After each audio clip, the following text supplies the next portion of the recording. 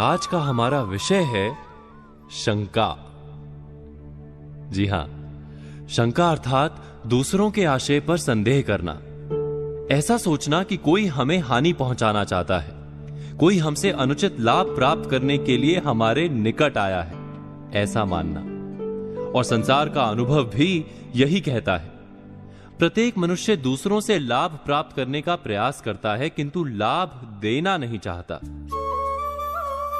हमारे मन की शंका हमें संसार के कड़वे अनुभवों से बचाती है। शंका वास्तव में हमारे हृदय के अंदर बना दुर्ग है, जिसमें रहकर हम सुरक्षित रहते हैं। किंतु इसी शंका के कारण हम किसी के निकट भी नहीं जा सकते, किसी से प्रेम या मित्रता नहीं कर पाते।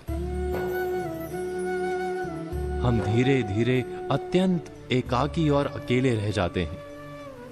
शंका का ये दुर्ग हमारा कारागार बन जाता है। क्या ऐसा नहीं होता? इस कारागार को तोड़ने का, इस बंधन से छूटने का उपाय क्या हो सकता है? यदि शंका का स्वरूप बहुत बड़ा हो जाए तो मन का रोग भी बन सकता है। अधिकतर मनोरोग वास्तव में शंका का ही परिणाम है। तो विचार करें कि शंका का जन्म कहां से होता है? अवश्य ही भय से। शंका हमारे भय का ही एक भयानक रूप है, ऐसा रूप जो हमें सत्य देखने से वंचित करता है। विचार कीजिए, क्या हमारा भय सदा ही वास्तविक होता है? क्या हमारे निकट आने वाला हर व्यक्ति वास्तव में हमें केवल हानि पहुंचाने का प्रयत्न करता है? इसका जवाब यदि सरलता से ना मिले तो स्वयं का मन टटोलिए। क्या हम सदा दूसरों को हानि पहुंचाने का प्रयत्न करते हैं? नहीं ना? तो दूसरे भी तो सच्ची मित्रता और सच्चा प्रेम दे ही सकते हैं। ये जानते हुए भी हम क्यों शंका के कारागार में फंसते चले जाते हैं? शंका का एक दूसरा पहलू भी है, उस पर भी विचार कर लेते हैं। शंका के कारण हम शायद हानि से तो बच जाते हैं, किंतु कई बार लाभ से भी वंचित रह जाते हैं। बुरी नीयत वाले व्यक्ति के पास से भी हम लाभ प्राप्त कर ही सकते हैं, जैसे जहर से भरे वृक्ष के फूल में से भी मधुमक्खी अपने लिए शहद चुरा सकती है। तो शंका से बचने का उपाय क्या हो सकता है? हम जिस विषय पर बात कर रहे हैं वो है शंका। हम विचार कर रहे थे कि शंका से बचा कैसे जा सकता है, वो भी बिना स्वयं को किसी प्रकार की हानि पहुंचाए।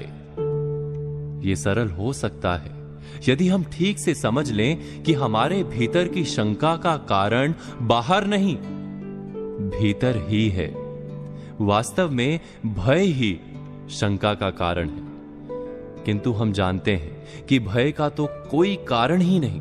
भय से कभी कोई लाभ प्राप्त हो ही नहीं सकता। संसार का क्रम है कि आज का नुकसान कल का फायदा बन सकता है, आज की हानि कल जीवन का पाठ बनकर दिखाई देती है। अर्थात शंका की तो आवश्यकता ही नहीं जीवन में।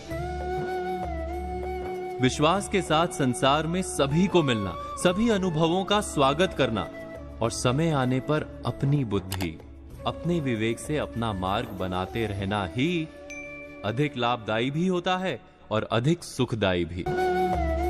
आशा करता हूं कि हमारा ये विषय आपके जीवन में कुछ अर्थ भरेगा।